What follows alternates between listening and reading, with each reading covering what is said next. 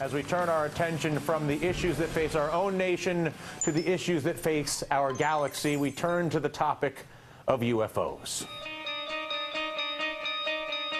The prompter said pause for music, which I did, and it actually worked pretty well. Spooky science fiction, government cover-up, or both. Our next guest calling for a formal investigation of unidentified flying objects. Leslie Kean, a journalist and author of the new book, UFOs, Generals, Pilots, and Government Officials Go on the Record. There's the book. You just saw Leslie. Let's have at it. We discussed the book, as you probably know, yesterday on the show. Benefit all of us briefly with the basic premise of your book, the most valid observations you feel like you have for the existence of UFOs. Yeah, I mean, in a nutshell, what the book does is it brings forward people from very high levels around the world, military people, generals, officials who have been head of government agencies that have investigated UFOs, and pilots who have encountered them. So it's kind of a grouping of these very high-level people that are bringing forth data, their own testimonies about what has happened, results of decades of research, government documents, physical evidence, all of them together. So, you know, when you read the cases, and the other important thing is that they have written their own pieces for this book. I'm not just quoting them and telling you what they say. Half the book is actually a compilation of pieces written by these individuals in their own words. The professor who was with us yesterday was basically saying that you can rule out 95% of UFOs. It's the 5% that you can't rule out that you have to deal with. Exactly. Exactly. That's your premise. Absolutely. I would agree with them 100%. And that the cases that are represented in the book are among that 5%. And what that 5% is it's sightings for which there is enough evidence that we can eliminate all options for explaining it. And cases that have been officially investigated, you know, that they're investigated enough so that we know there's no explanation for them. So let me talk about a couple of the, we ran some of this through some of this various skeptics of which you know there's no shortage in general. One of the issues that people have brought up as it pertains to the book is that pilots are not reliable sources. That pilots, by definition, are skewed towards better safe than sorry when they see something, whether it's dangerous or not, whether it's foreign or not, that their tendency, because it's rational on their part, is to basically observe whatever the aberration is and then split because they're flying an airplane and there's no reason to stick around and find out. But it doesn't mean that what they think they saw is what they saw.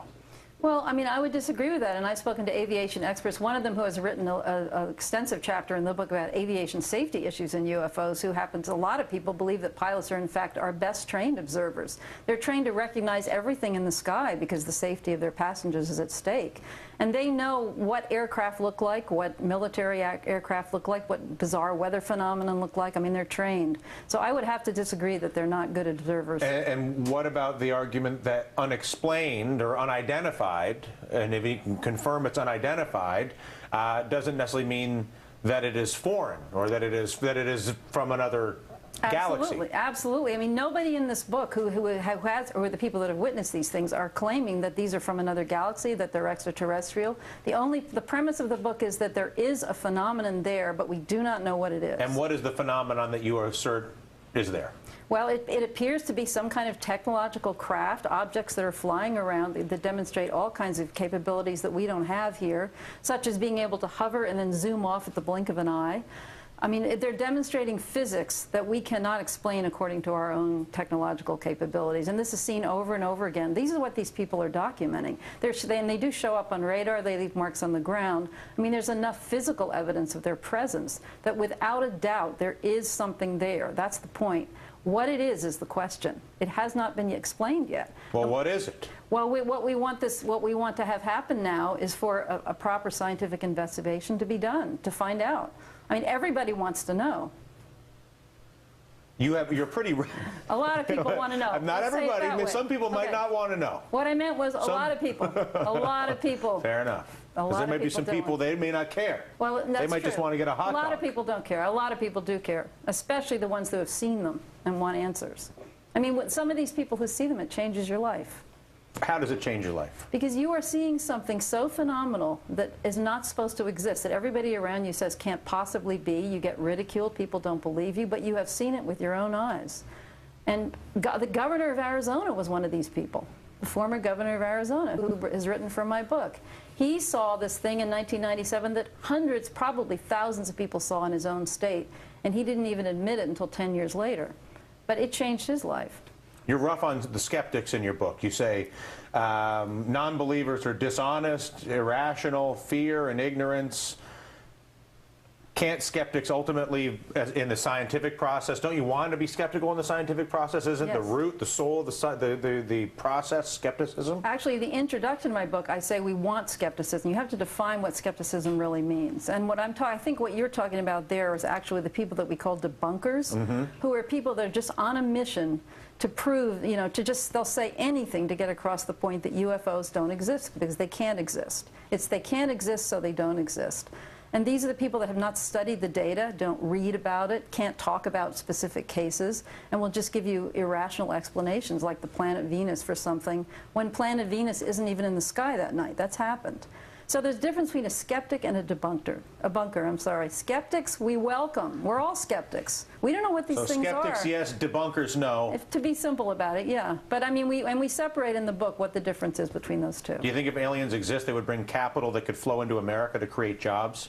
I think that if we discovered that we were being visited by extraterrestrials, which is a possibility given the data, it would change a lot of things, and it would have a lot of repercussions. You think we'd have jobs? Can't talk about jobs. It's a pleasure. But it's something bigger than that. Bigger than jobs. More important. Here, a pleasure to meet you. The way we see ourselves. Absolutely. Okay. All right. Leslie Kean, author of UFOs, Generals, Pilots, and Government Officials Go on the Record, could change the way we see ourselves, and it might create a job or two. You could be an alien watcher. You could work at the alien port. To maybe our favorite story of the day, the one that we mentioned at the top of the show. Cue the music. What looks to be a case of real-life X-Files, ladies and gentlemen. We're learning this morning about a Pentagon program that spent millions of dollars to look into UFO sightings, and ESPN's Tony Reale is so excited he's fidgeting in his seat. Yeah, you bring in the sports guy for this. I'm all over this story. I told you, not just the X-Files, the XYZ files. That's what you get with me. They're unidentified, they're flying, and they're objects. And the fact that a secret department in the Pentagon thought they were worth millions of dollars of investigation has many wondering if the truth is out there. Dun, dun, dun. My gosh. An unidentified flying object. Look at that thing, dude. Spotted by two Navy fighter pilots flying high above the clouds. Look at this thing. It's rotating. These newly released videos from the Department of Defense, published by the New York Times and Washington Post, part of a once secret government program to investigate sightings of so-called anomalous aerial vehicles in the skies. It sounds like a plot out of the X-Files. The truth is out there.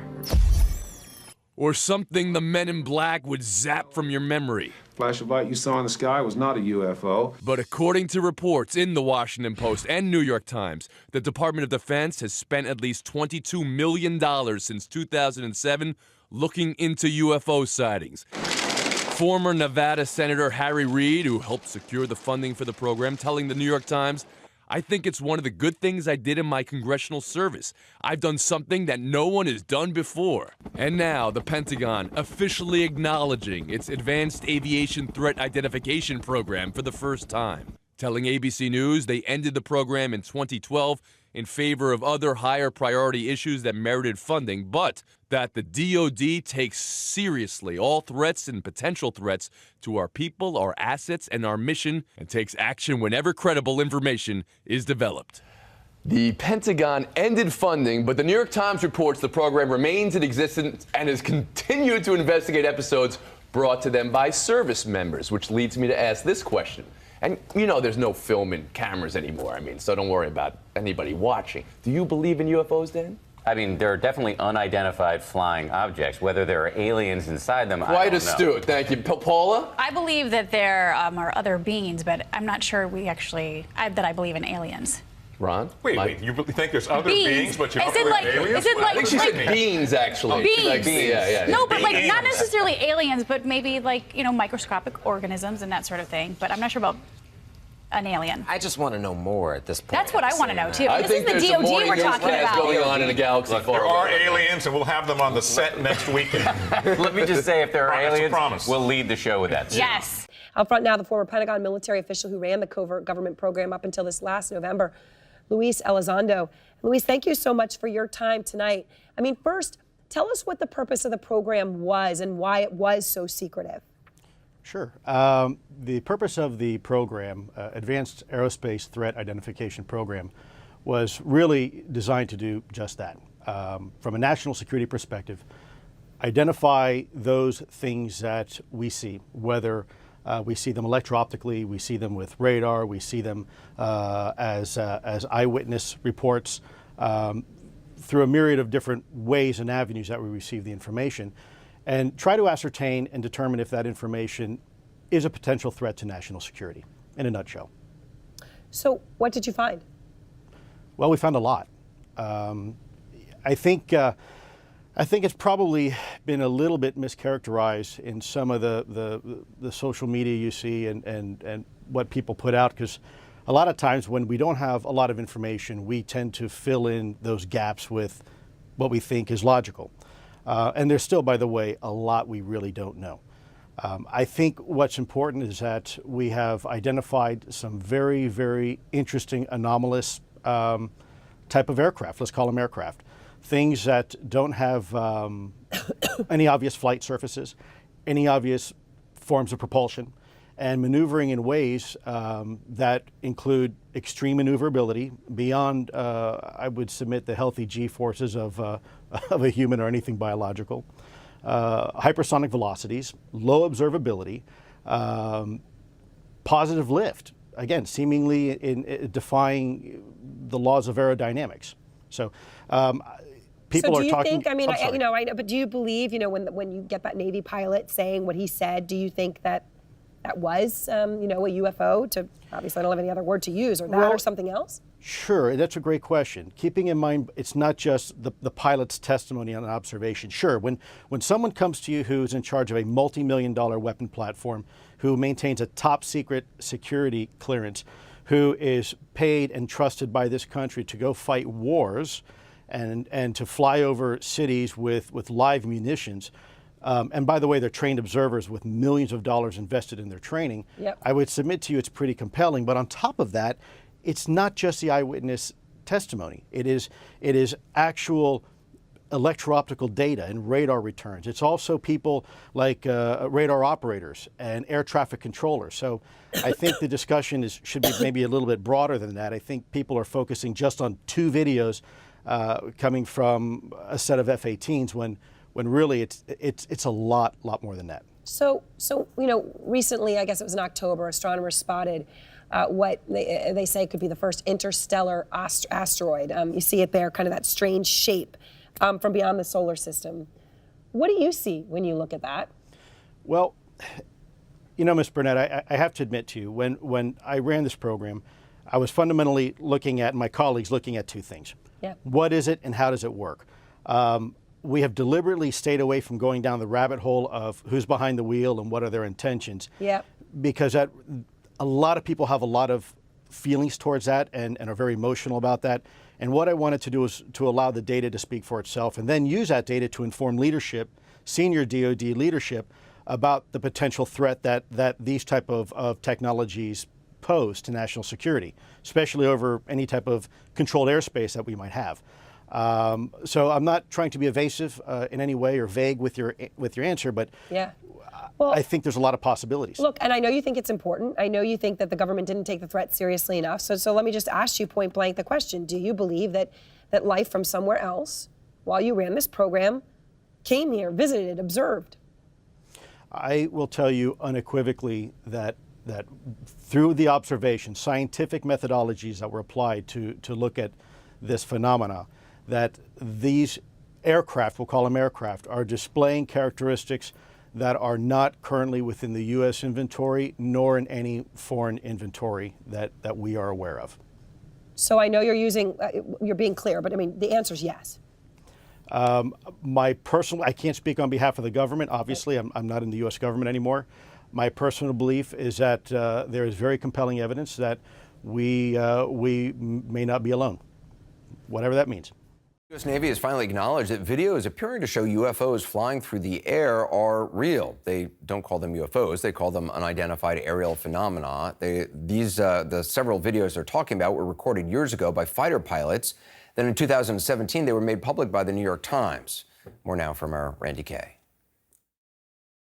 Look at this thing. It's rotating. Images of that rotating thing captured by U.S. Navy aircraft, sensors locking in on the target. Commander David Fravor saw it firsthand during a training mission, describing it like a 40-foot-long tic-tac, maneuvering rapidly and changing direction. As we both looked out the right side of our airplane, we saw a disturbance in the water and a white object, oblong, pointing north. The object was first sighted in 2004, then similar objects again in 2015. Footage of the sightings, declassified by the military, weren't made public until December 2017 by the New York Times and a group that researches UFOs. There's a whole fleet of them. Look on the ASA. My gosh. They're all going against the wind. The wind's 120 knots from the west. Look at that thing, dude.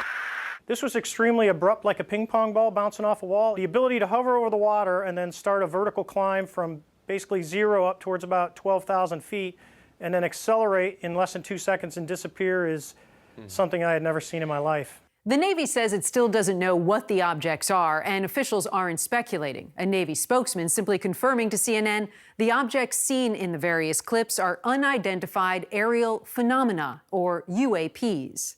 The UFO reports were first investigated by a secret $22 million program, part of the Defense Department budget, that investigated reports of UFOs. The program has since been shut down, but it was run by a military intelligence official who told CNN they found compelling evidence that we, quote, may not be alone. Randy Kay, CNN, New York.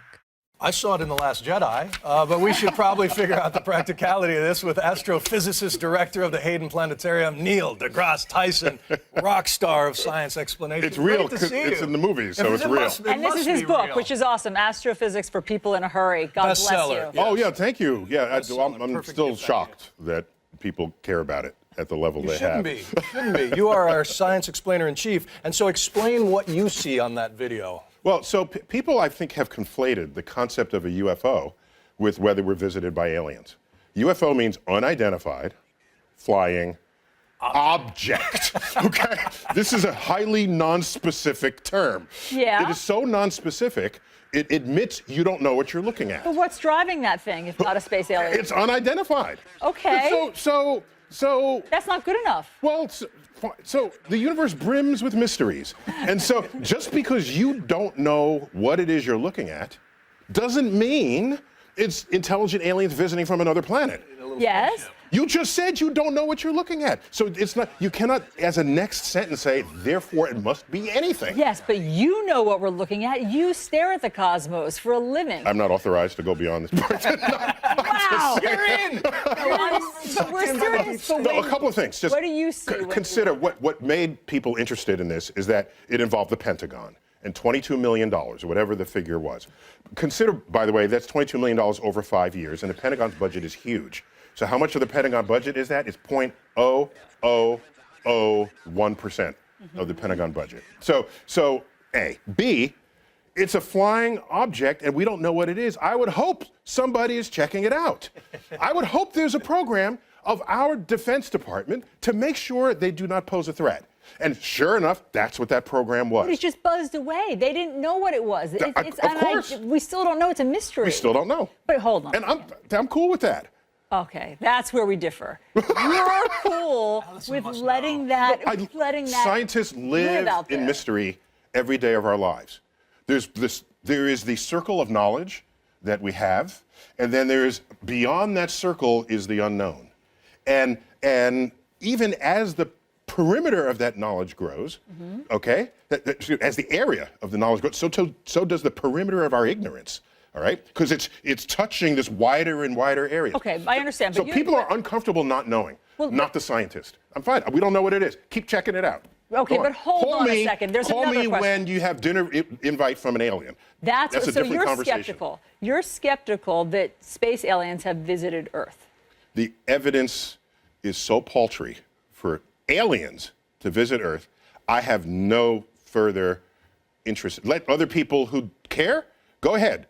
And then when you finally find some aliens, bring them into Times Square. No, there are too many weird people. Yeah, I think that's happened. You would not stand out in Times Square. Right. And try not to come back during Comic-Con when the alien would just blend in. Go to the county fair or something where there's a uniformity of who's there, and then and everybody's got a high definition video camera on them now.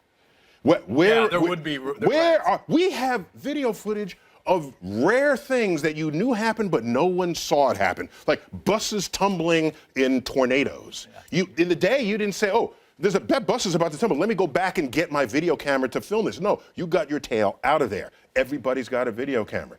I'm just waiting for images of people visiting, having tea with aliens on the spacecraft. But you do acknowledge that carbon is not a rare substance, and there must be carbon-based life forms out there somewhere. If there's life elsewhere, it is likely based on carbon, not only because carbon is abundant, but it is highly versatile in what kinds of molecules it makes. And if you need the diversity of life, is enabled and empowered by the diversity of the molecules carbon can give you. Do you think there's intelligent life out there? I would first start with that question on Earth. You set me up for that. No, so the question is, have aliens visited and just kept going because there was no sign of intelligent life? We've used our... Who defined us as intelligent? We did. Okay. So is that some cosmic measure of intelligence? Perhaps not. And so who are we to say? I'm just saying, it seems to me, aliens who visited us, they would manifest more convincingly than fuzzy video.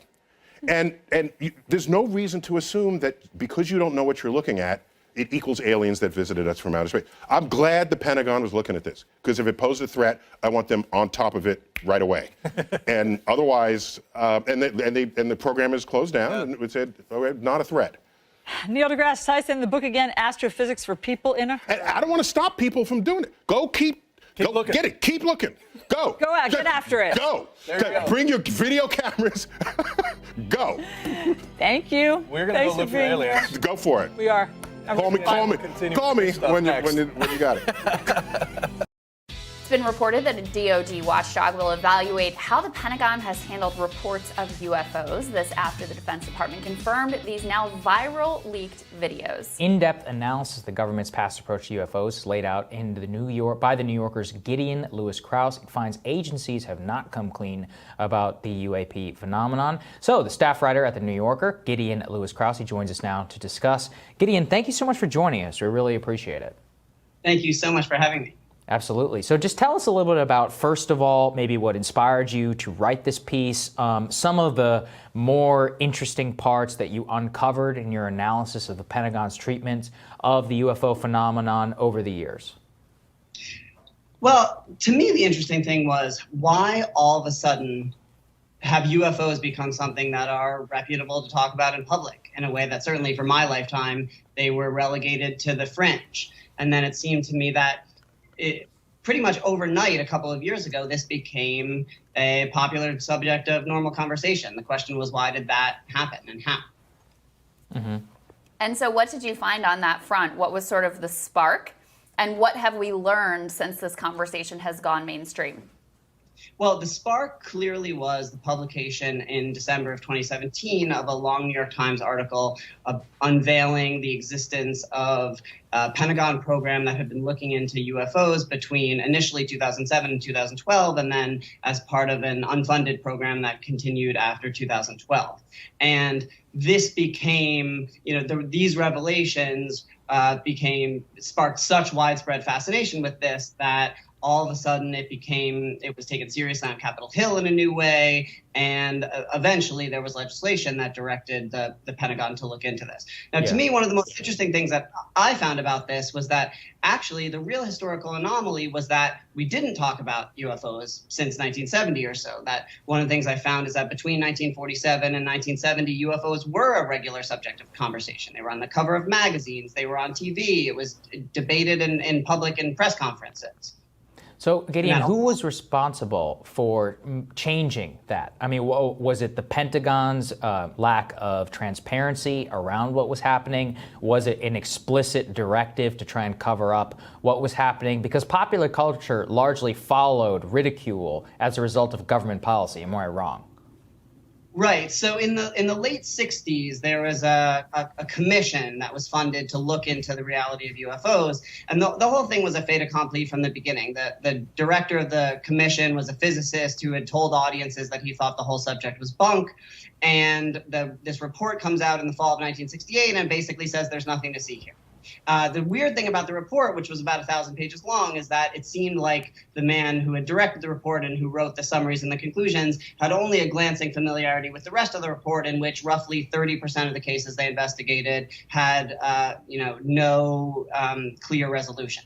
Mm-hmm. But what it did was it licensed people in the media and in government to say, look, there was this report, there was nothing there. So it became just the subject of ridicule since 1970, until the revelations that the Pentagon had, in fact, been taking these seriously, since at least 2007, if not before. We certainly don't know about before. Yeah. And what do we know about what the government knows at this point? That is a very good question. And there are lots of conflicting accounts. I mean, certainly the people who had been involved in this program say that there's a lot of material there. And we've seen these 3 videos that had been released under somewhat murky circumstances and given to the Times, that the Pentagon came out and said, yes, these are ours. We're going to authenticate them. And yes, as the Navy said in September 2019, they contain things that we consider unidentified. And it was the first time in a very long time that anybody in that kind of position of power had said, yep, it's unidentified. We don't know what these are. But they didn't say more. And so since then, there have been other leaks. There was the pyramid video that you showed, although there's good reason to believe that that was just a lens artifact at this point. Mm-hmm. And so that's really the thing I wanted to get to, Gideon. What do people inside the Pentagon think that these things are? So there's a lot of discussion online. There's like Mick West, there's like the debunking people. There are people who are all in on the extraterrestrials. There's the drones explanation. What do the actual people in charge think? So certainly some of them had been criticized. In the article I quote from one of the debunkers who says, look, these are just regular people. It's a fantasy to believe that people in the government somehow are immune from unreasonable beliefs. And they have the same unreasonable beliefs the rest of us do. And some of them are just UFO fans who watch the History Channel. Mm-hmm. But I'm sure that's true of some of these people. But the Pentagon people that I talked to, the people who certainly did not want their names included and did not want attention for this, said, look, it's very possible that this is some kind of low-rent technology like drones that have been kind of dressed up in mysterious ways, and they could, either are being used by our adversaries or potentially non-state actors. And the most important thing is that we remove the stigma surrounding reporting unidentified things in the sky, just so we know, just so we can figure out what's going on here. But, what they said to me was, it's possible that that is not the case also. That we have not ruled out other explanations. We're certain, as one person said to me, like, he's going to sleep fine at night if it turns out that these were just funny quadcopters all along, especially if it changes the bureaucracy for how things are reported. But he also said, some of this stuff we just don't know. I mean, he was very honest about that with me. Yeah, and so who are some of the key Washington or other political players who've been pushing forward these lines of inquiry? So the 2 people who really drove the New York Times revelations were a man named Lou Elizondo, who had been running this Pentagon program called ATIP, and then had been running it on his own as just part of his portfolio. And he publicly resigned with a scathing letter to former Secretary of Defense Mattis in October of 2017. And before he had left his job, he had secured the release of these videos. The other figure was a guy named Christopher Mellon, who was a former Undersecretary of Defense for Intelligence. And he, too, had a longstanding interest in these things. And the 2 of them together, along with some other people, had gone to a woman named Leslie Kean, who was a longtime reporter about UFOs. She'd been working on the topic for 20 years and had been very careful to associate herself with the closest that these kinds of paranormal investigations get to, science adjacent. So she really had studied, for the most part, just military encounters, commercial pilots, like cases in which there was real data. Mm-hmm. And so she had a reputation for being a very sober reporter on the subject. And they had come to her and said, look, we couldn't get anywhere at the Pentagon. We were banging our head against the wall. Mattis wouldn't see us. And we think this is important enough that we're going to come out publicly. And she brought all that stuff to the Times. That's really fascinating. And I'm glad you're answering the question of finally, why now? But maybe put a pin in it, because a lot of people, I've heard it put this way. There's three explanations. One is it's drones or some other unexplainable Earth-like phenomenon. One is it's aliens. The other one is that it's all made up by the Pentagon in order to justify more money for the Space Force. All three sound pretty interesting to me. Yeah. What people said to me was the last explanation is the silly one. That they said to me, look, if we wanted more money for stuff, there are much easier ways to get more money for stuff. Okay, good. So I'm glad you could at least put that one to bed. Gideon, really appreciate you joining us, man. I hope that everybody goes and checks out the article. It's one of the best mainstream pieces I've seen on this in a long time. So thank you. Yeah, great to have you, Gideon. Thank you. Thanks very much for having me. Absolutely. We'll have more Rising for you after this. Bill Whitaker on unidentified aerial phenomena. This week on 60 Minutes, we reported on unidentified aerial phenomena, UAP, more commonly known as UFOs. The Pentagon says this night vision video was taken by Navy personnel and is being investigated. Unusual sightings like this one continue to occur and be captured on video. Last August, the Pentagon set up the UAP task force to collect and analyze evidence gathered by service members who are now being encouraged to report these strange encounters. We met two former Navy pilots, Lieutenant Commander Alex Dietrich and Commander Dave Fravor. In 2004, they witnessed something shocking, inexplicable, and seemingly out of this world. Did the thought of UFO enter your minds? It was unidentified, and that's why it was so unsettling to us, because we weren't expecting it, because we couldn't classify it. But what I want to be really careful of here is that we don't jump to conclusions, right? That we don't sensationalize this or... Little green men. Little green men or extraterrestrial. You're seeing something that defies explanation. Right. Very much. Yes. It was November 2004, and the USS Nimitz Carrier Strike Group was training about 100 miles southwest of San Diego. The advanced new radar on a nearby ship, the USS Princeton, had detected what operators called multiple anomalous aerial vehicles over the horizon, descending 80,000 feet in less than a second. Fravor and Dietrich, each with a weapons system officer in the back seat, were ordered to investigate and found an area of whitewater in an otherwise calm blue sea. It appeared to them that an object about the size of a 737 was just under the water. So, as we're looking at this, her backseater says, "Hey, Skipper, do you?" And about that got out, I said, "Dude, do you see that thing down there?" And we saw this little white tic-tac looking object, and it's just kind of moving above the whitewater area. Do you ever drop your phone and it sort of bounces off the countertop and then bounces off something else, and it's sort of like no predictable movement, no predictable trajectory. Yeah. I guess. It was just like a ping pong ball. No Just acceleration. very, very random. Acceleration. As Dietrich circled above, Fravor went in for a closer look. So you're sort of spiraling down? Yep. The tic-tac's still pointing north-south. It goes and just turns abruptly and starts mirroring me. So as I'm coming down, it starts coming up. So it's mimicking your moves. Yeah, it was aware we were there. I want to see how close I can get. So I go like this, and it's climbing still. And when it gets right in front of me, it just disappears. Disappears? Disappears. Like gone. And you saw no visible propulsion, no wings or anything to make it fly in our atmosphere? No, actually, when it turned and started coming up, it was kind of like, okay, because we have nothing that goes that fast and just starts climbing at will. Seconds later, the Princeton reacquired the target 60 miles away. So in a matter of... Like that? Yeah, it just appeared there. Mm-hmm. In seconds? Yeah. It was 60 miles away. Mm-hmm. Later, another flight crew encountered what they believed to be the same object and briefly locked onto it with a targeting camera before it zipped off again. They didn't get a visual on it, but they did get this FLIR video. footage, the forward-looking infrared. So you've got the infrared image Right. Yes. and your eyesight. Yes. And the Princeton The radar. all saying there is something out there. Yes. The Princeton had been tracking the anomalous objects for days. Dietrich says they were unarmed. You know, I felt the vulnerability of not having anything to defend ourselves, to not having any rounds, anything on the rails. If this was, in fact, a hostile threat and we were engaged, I felt vulnerable, and then I felt confused when it disappeared. Dietrich says she briefed superiors about what they all saw.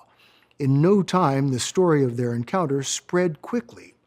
Rumors like that spread within seconds. I would say with less than 30 minutes, the entire ship knew this happened. And what was the reception like? Actually thought it was kind of funny and started giving us a lot of grief. Ridicule. Yeah. Ridicule. Yeah. Yeah. They made cartoons, and on the ship's TV, they played Men in Black and Independence Day and signs. And So they made fun of it. Oh, yeah. Did anybody take it seriously? Yeah, I believe the Admiral staff made a few phone calls, but that was the extent of it. You know, no, look. The truth is that when I came into office, I asked, right? I was like, all right, you know, is there the lab somewhere where we're keeping the alien specimens in spaceship? You know, they did a little bit of research, and the answer was no. But what is true, and I'm actually being serious here, is that there's footage and records of objects in the skies that we don't know exactly what they are. We can't explain how they moved, their trajectory. They did not have an easily explainable pattern. And so, you know, I think that people still take seriously trying to investigate and figure out what that is. But I have nothing to report to you today. It's okay. And that brings me to all of these UFO sightings.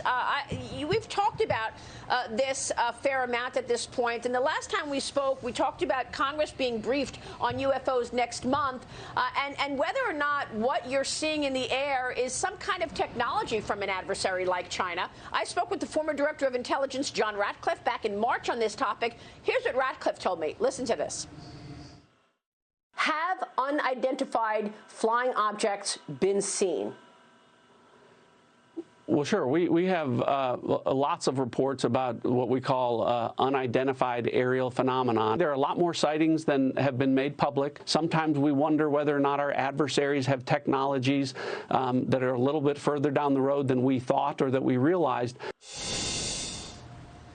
Senator, is that what it is? What do you think this is, these phenomenon that you're seeing? I don't know. We don't know, and that's the problem. And let me be clear, I haven't seen anything. I'm going off what our military men and their radars and their eyesight is telling them. And there's multiple highly trained, highly competent people. There's stuff flying in our airspace. We don't know what it is. We need to find out. That's my position on it. We're aware of the report requirement, and our team at the Office of the Director of National Intelligence is, of course, actively working on that report. And we take reports of incursions into our airspace by any aircraft, identified or unidentified, very seriously and investigate each one. But ODNI would be working on that report, and in terms of disclosure, that would be up to them. I guess in all seriousness, though, can you characterize the president's concerns about this phenomenon? I mean, it is this concept of objects in U.S. airspace that are either origined from other nations or other entities, but what is the concern of the president that this phenomenon seems to occur in the national security apparatus? Well, I think broadly speaking, the fact that we have a team that's actively working on a report, certainly the safety of our personnel, security of our operations, our airspace are of paramount concern, whether that is identified or unidentified aircraft. And we don't discuss that publicly for a range of reasons, but certainly the president supports the ODNI putting together a report and following through on that commitment. The Director of National Intelligence will soon deliver an unclassified report to Congress about what our government knows about UFOs.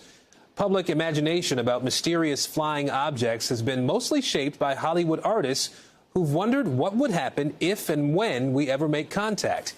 NBC News reporter Daniel Arkin joins us now with more on all this. Daniel, I know you spoke with a number of Hollywood alien film. Let's try that again. Hollywood filmmakers who do films about aliens about this upcoming movement. What did they tell you? Hi, Aaron. Thank you for having me. One of the people I was most excited to speak with is Chris Carter. Carter is the creator of the television show The X-Files. And I asked him, how does it feel to see the subject of UFOs move from the cultural fringes somewhat closer to the cultural mainstream? And he told me that for him, someone who's been fascinated by this topic for decades since he was a teenager, it was delightful to see UFOs finally make front page headline news in 2021. I also spoke with Barry Sonnenfeld. Barry Sonnenfeld is the director of the very popular Men in Black film trilogy, happens to be a very colorful guy. And he told me that if aliens are indeed out there, he is frankly terrified. He imagines that they aren't particularly friendly and that human beings don't deserve to be treated particularly nicely. I was also excited to chat with Aaron Ryder. He's the producer of the Amy Adams drama Arrival, and he told me that when they were shooting that film in 2015 in Canada, he was really gripped by this feeling that it was only a matter of time and in some ways inevitable that the American public would learn more about the possible existence of UFOs. If anything, he told me he's surprised that it's taken this long for an unclassified report of this scale to reach the U.S. Senate. Wow, yeah, I've seen all those films you just referenced, and if any of that stuff becomes reality, it's a scary, scary thing. One other thing that I thought was really interesting, you spoke to a professor who says that media depictions about UFOs and aliens have potentially negatively impacted what is a serious field of study. Tell me more about that. Yeah, I spoke with Diana Pasulka. She is an academic and an author of a book about the role that UFOs have played in the national psyche. And her perspective is basically this. Hollywood treatment of UFO encounters is kind of a double-edged sword. On the one hand, some of the great science fiction films and television shows have inspired people for decades, inspired people to pursue interesting careers in the sciences and the arts, and in some cases even in public service. But on the other hand, and this was the really crucial point you're asking about, she believes that some of the more sensationalized and fantastical depictions of UFO encounters in movies and shows have often stood in the way of this topic being taken with the seriousness that it might deserve. And her example is, you mentioned UFOs in casual conversation.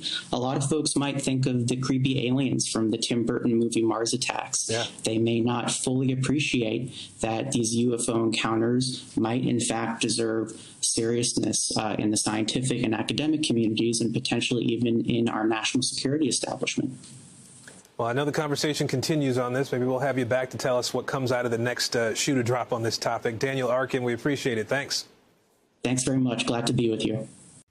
Hey, NBC News viewers, thanks for checking out our YouTube channel. Subscribe by clicking on that button down here and click on any of the videos over here to watch the latest interviews, show highlights, and digital exclusives. Thanks for watching. U.S. intelligence agencies are expected to deliver an unclassified report to Congress next month on what the government knows about UFOs, with curiosity at a fever pitch.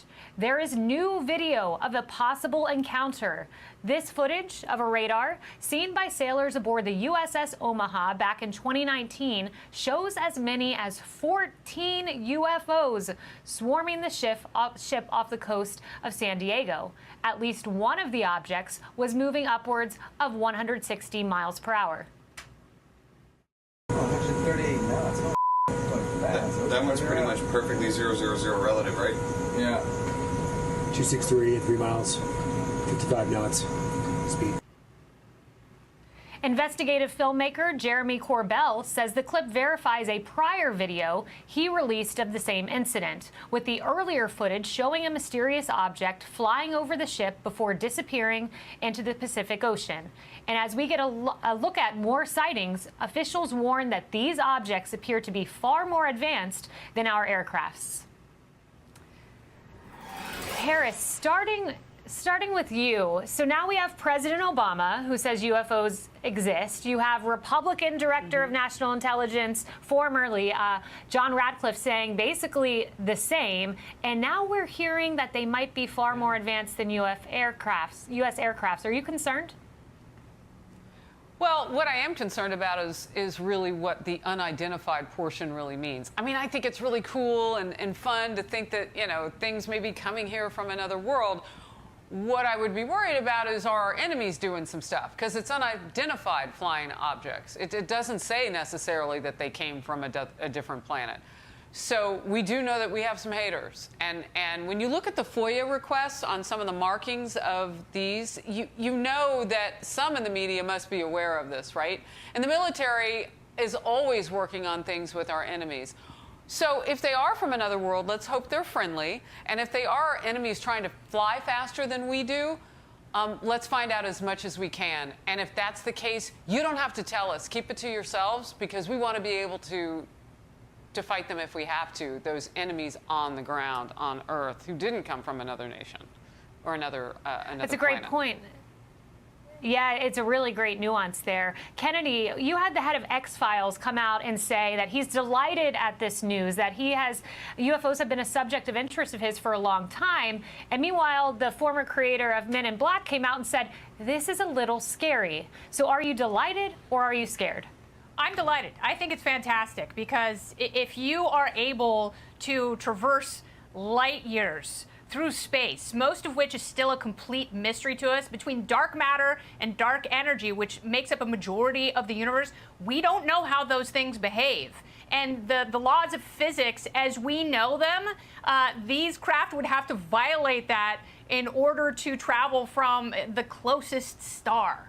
It is physically impossible in terms of what we are able to accomplish. So I said this on my show the other night. If they've got craft this advanced, they've got weapons this advanced, and they're not using them. And I truly believe that intelligence will evolve to something closer to goodness than destruction, if for no other reason than for preservation. So I am optimistic about this. And also, we got Tang and Tempur-Pedic mattresses from the moon missions from NASA. So imagine what we could get with alien technology. I can't wait. Flying cars are just the tip of the iceberg. I love the optimism, Kennedy. Dr. Sapphire, do you maintain that same optimism? So I'll be honest, I'm with Harris. I don't like the unidentified portion. I mean, right now, you know, we can't even protect ourselves from like misinformation from China, and our southern border isn't even secure. So I want to know what these are, because I'm not very confident that we can protect ourselves should we need to. I'd like some more information, so I'm ready for them to release that report. David, quick answer from you. What do you think we see in this report from the U.S. government? Well, Harris is spot on. This is two countries telling each other something. It's either us telling China and Russia we have a new weapon, or them telling us they have a new weapon. Or, as the military has done in the past, they don't let us know they have something for 10, 15 years, as they have done with airplanes or fighter jets in the past. And it's likely one of those three scenarios. We shall see, and we will all wait with bated breath for that report. Tell me how you got involved in it. Sure. Well, it's kind of an unusual answer, I think. A rock star called me up one day by the name of Tom DeLonge, who happened to be passionate about this issue and had seen an article I had published. And just out of the blue, he called, and he had a company he was standing up called To the Stars Academy of Arts and Sciences. And it was largely other former government officials, CIA and others. So I started to network with those guys, and through them I met Lou Elizondo at the Pentagon. And I attended a briefing with him in 2016, and I learned that our East Coast fighter squadrons were having recurring weekly incidents off the coast with vehicles of unknown origin that had no transponders, that seemed like they were probably engaged in espionage or clandestine collection. They varied in type and size and so forth, but nobody was doing anything about it. Nothing. Nobody was even reporting it up the chain. It was just outrageous. And when I found that out, I just said, this is unacceptable. I'm from the intel community myself. I'm ashamed that this is happening, and I want to do anything I can, Lou, to help remedy this situation. So I jumped in and started working with Lou on this. Now, I'm wondering what kind of reception you got inside government as you said, hey, wait a second, why isn't anyone dealing with this? Yeah, it wasn't easy. And what enabled us to make progress, let me say, initially we failed, by the way, inside the government. I had two friends, wonderful, bright, young former military guys who were direct reports to General Mattis himself.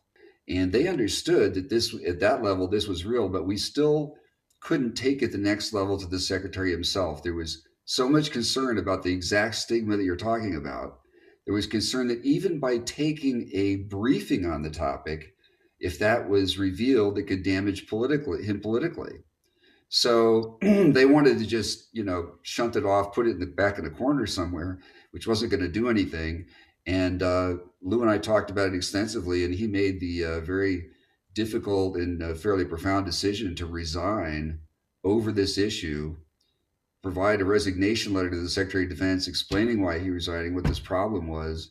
And then he started working with me to help get it into the papers, into the New York Times, and in front of Congress. And you were quite concerned not only for the pilots who are witnessing this, my understanding is, on a daily, sometimes daily basis, but you see this as a threat, these things out there. Well, we're clearly vulnerable, and it's very disturbing. And let me try to explain this a little bit, because some people have accused me of trying to, create some justification for increased military spending or something. This is a combination. What I discovered at the time was something of a mix between Pearl Harbor and 9/11. In Pearl Harbor, we had a radar established. They saw the incoming Japanese aircraft, but they were unable to get a warning up the chain. They didn't pass the information along. They didn't know what they were looking at, and they just didn't bother. In 9/11, we had a situation where FBI and CIA weren't talking to each other. Well, that is going on in spades also in this situation. And one might have thought we would have learned those lessons, and yet this is still happening. So it doesn't mean there's an imminent threat. It doesn't mean that, we need to have our hair on fire or overreact. But clearly, if somebody's in your house, in your bedroom walking around, you want to know who it is, right? You want to identify them. It's just a prudent thing to do. So you see this as a national security issue? Absolutely. I don't know. I mean, how could we look at it? How could it not be when you've got vehicles that are routinely penetrating restricted military airspace, and we seem unable to engage them effectively? We have no idea where they're coming from or what their capabilities are or what their intent is. So it's not a threat in the sense of we know somebody intends to do us harm or seeks to exploit it. You might call it a vulnerability, a strategic vulnerability. And that is something we have to evaluate, because we've got a tremendous chink in our armor, it appears. What happened in Saudi Arabia recently, where they lost half their oil refining capability as a result of a drone strike from some rebels in Yemen. If that heavily defended airspace with one of the largest military budgets in the world, if they could suffer that much damage from a rebel group, if this turns out to be, say, the Chinese, and we get into a conflict in Taiwan or the South China Sea, it could be devastating. This gets to the whole point, right, about putting scientific rigor on all of this. Let's go now out front to Robert Powell, Executive Board Member for the Scientific Coalition for Unidentified Aerospace Phenomena Studies, UAPs, as the scientists call them. So, Robert, look, this is a much-anticipated government report, and it took a lot to get them to do this. So they're saying there's no evidence that the aerial phenomena that Navy pilots have talked about seeing are alien spacecraft, but yet they admit they have no explanation as to what they actually are. So then I don't know how they don't know what they aren't, but they're saying they don't know what they are. What's your reaction to that? Well, it's very difficult to believe what they've said, and here's why. They've said one thing, and that is that these are not U.S. craft. So that leaves China, Russia, and basically some unknown intelligence. But the next step after that is it Russian or Chinese? Yep. And what was in that New York Times article that was so interesting is that they said there were 120 incidents over the last 20 years. Well, we know of one in 2004, a couple in 2015, and one or two in 2019. Where are these 100 plus incidents? That means the government has a huge amount of data. And over 20 years, with that many incidents, we haven't figured out if it was the Chinese or the Russians. We have the most sophisticated radar. We have spy satellites all over the planet. We would know where these objects originated and where they headed to. If they came from China or Russia, by now, we should be able to have figured it out. If we haven't, that's concerning. Extremely concerning, especially given, as you point out, this is over quite a long period of time. So that would indicate a level of technological advancement that is extremely disturbing that we wouldn't even know or be able to identify. So, you know, we talk about these Navy pilots, Robert. They spoke out to 60 Minutes about what they call a white tic-tac object that they saw off the coast of San Diego. Here's how they described this particular encounter. The tic-tac still pointing north-south. It goes and just turns abruptly and starts mirroring me. So as I'm coming down, it starts coming up. So it's mimicking your moves. Yeah, it was aware we were there. So I go like this, and it's climbing still. And when it gets right in front of me, it just disappears. Disappears? Disappears. Like gone. So Robert, okay, what do you think these objects actually are? And what do we need to do to find out? Just I would hope everyone could agree that it's not okay to say, well, we don't think it's aliens, but we have no idea what it is. Like that's not acceptable as a conclusion. Yes, you're absolutely right, Erin. We can't say we just don't know and just hope that whatever this is resolves itself. The organization I represent, we did a 270-page paper on that specific event that involved Commander Fravor. And we took not only his statement, but the statements of Commander Slate and the other two pilots that were involved. And using their statements, if you believe them, that this object disappeared in 1 to 2 seconds, then you basically have accelerations that are hundreds to thousands of Gs, which is at least 100 years more advanced than anything we've got on the drawing board today. It's an incredible and thought-provoking way to leave this. Obviously, so many more questions to answer. Robert, I appreciate your time. Thank you. Thank you. The report, as you know, is being crafted and will be delivered by the Director of National Intelligence, but he has received a briefing on the work thus far. And as we've said before, we take all incursions into our operating spaces seriously. So, I mean, like everybody else here at the Defense Department, certainly we are taking the entire matter seriously as it regarding the potential for safety. The truth is that we've never approved one, but there are things flying around up there that we haven't fully identified yet. And keep in mind, there are basically 1 billion galaxies in an ever-expanding universe. I mean, you can't even get your mind around the sheer number of things that are out there. Americans have long been fascinated by UFOs, and the public has seen the videos that our Navy pilots have taken. But do you think that we have been contacted by extraterrestrials? Well, I have talked to those Navy pilots, and they are sure that they saw something real. And of course, we've seen their video from their jets. What is it? We don't know.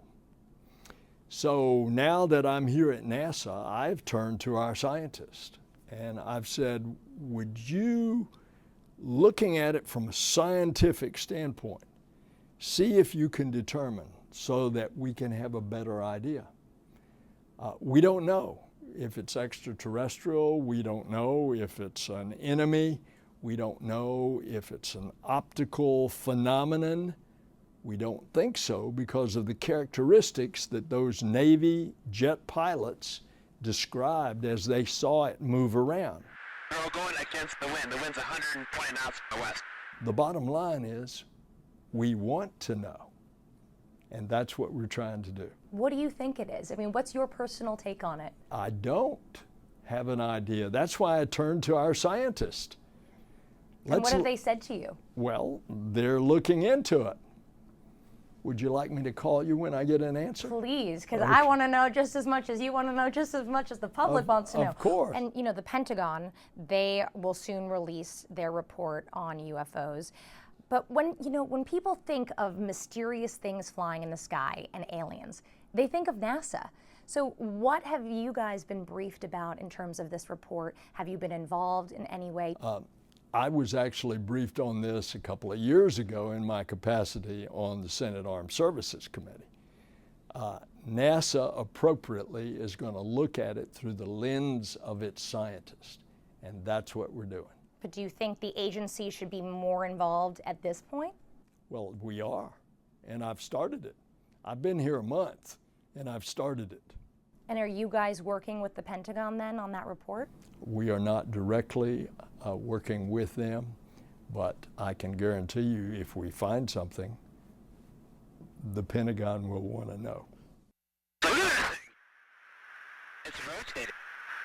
A U.S. Navy aircraft captured images of that rotating thing back in January 2015 off the coast of Jacksonville, Florida. Well, look on the ASA. My gosh. They're all going against the wind. The wind's 120 knots to the west. Look at that thing, dude. Also in 2015, just a few weeks later, this happened. Watch as a Navy aircrew struggles to lock onto a mysterious, fast-moving object off the Atlantic coast. Roger. They're troubleshooting. Oh my gosh, dude. Wow. Look at it fly. Former Navy fighter pilot Alex Dietrich told Anderson Cooper about spotting a strange flying object in the sky back in November 2004 off the coast of San Diego. Enter stage left, the tic-tac, and that's what we affectionately refer to it as because that's what it looked like. It was about the size of an aircraft fuselage. It was white, it was in sort of a matte finish, just like a tic-tac. And it behaved in a way that we were surprised, unnerved.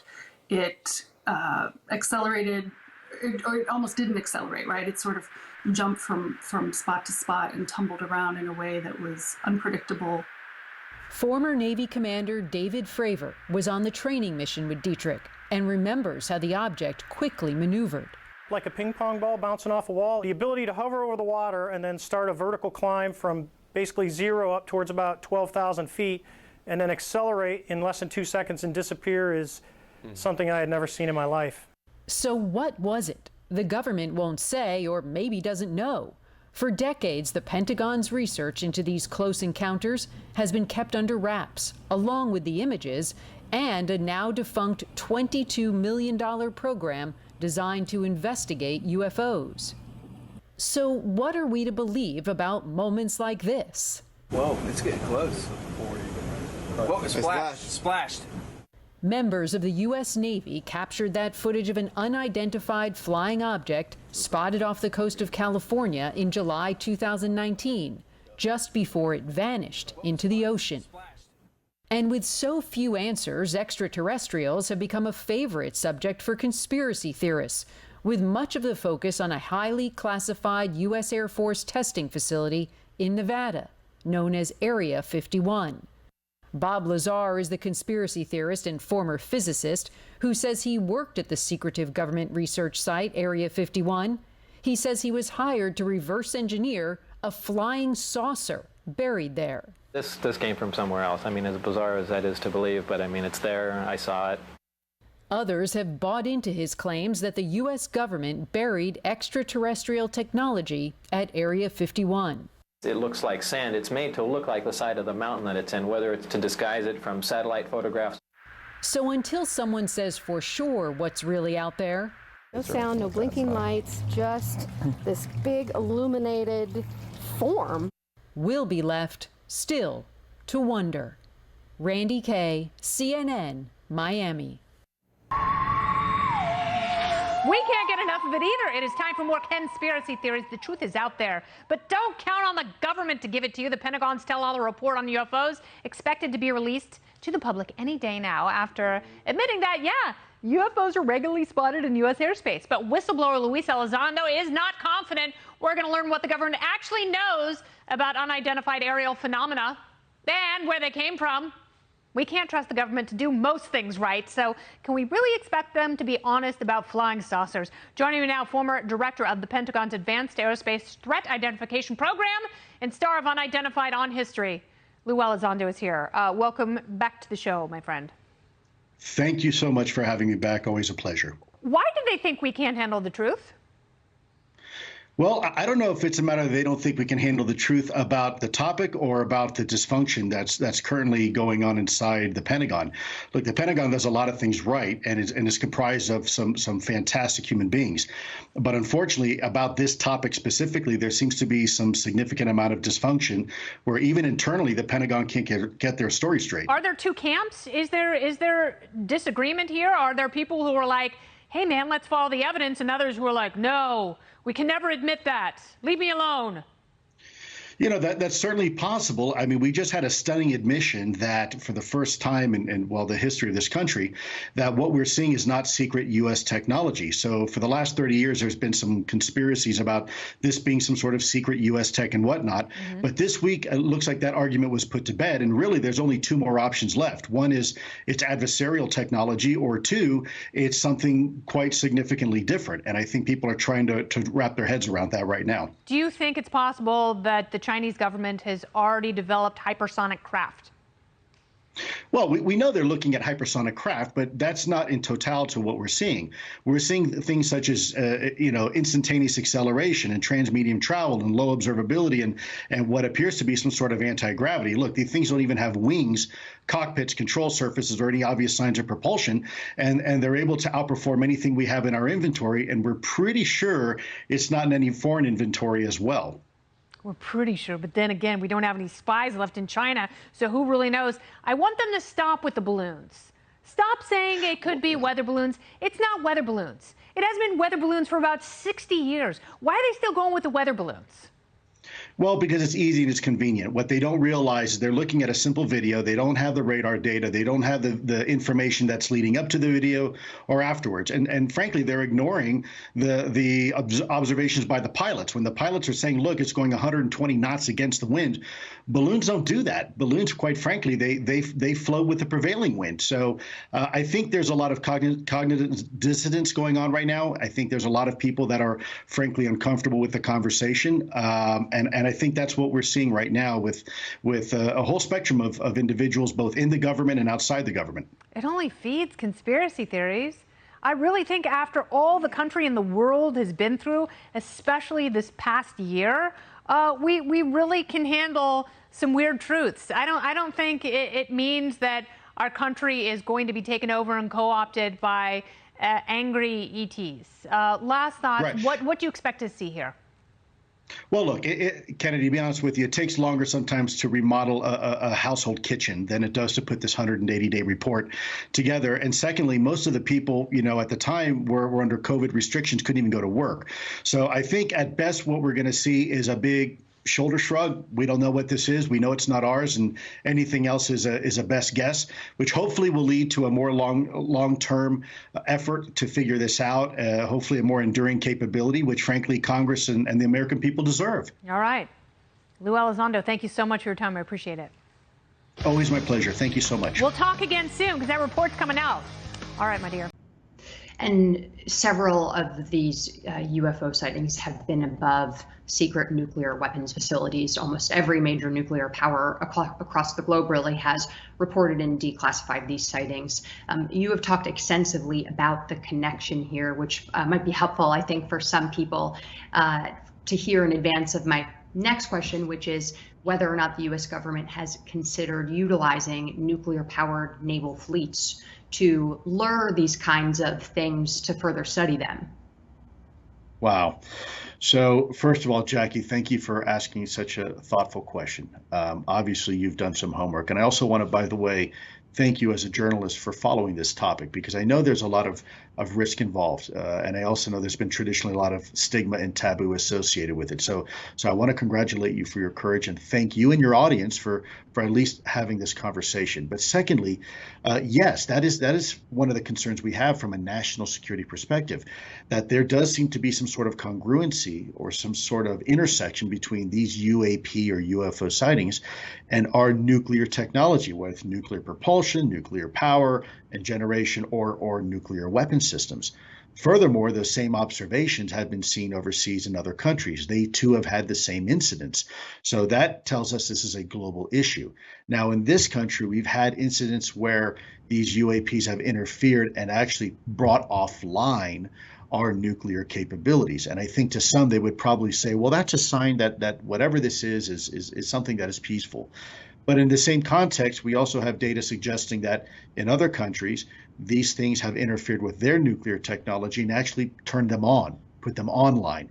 So that is equally, for me, just as concerning. I think that there is certainly at this point enough data to demonstrate there is an interest in our nuclear technology, a potential to even interfere with that nuclear technology. And when you look at all these naval ships out there, let's take the Nimitz battle carrier fleet, for example. In some cases, you're talking about a nuclear footprint probably bigger than most cities. You have a nuclear powered carrier with aircraft on board and then you have nuclear powered destroyers. You have nuclear powered submarines, some of those with nuclear weapons on board or certainly nuclear capabilities. I'll just say that. So I think, yeah, it shouldn't be a surprise that maybe there is an increased interest in our capabilities as it relates to our nuclear technology, and the Navy is certainly not immune to that.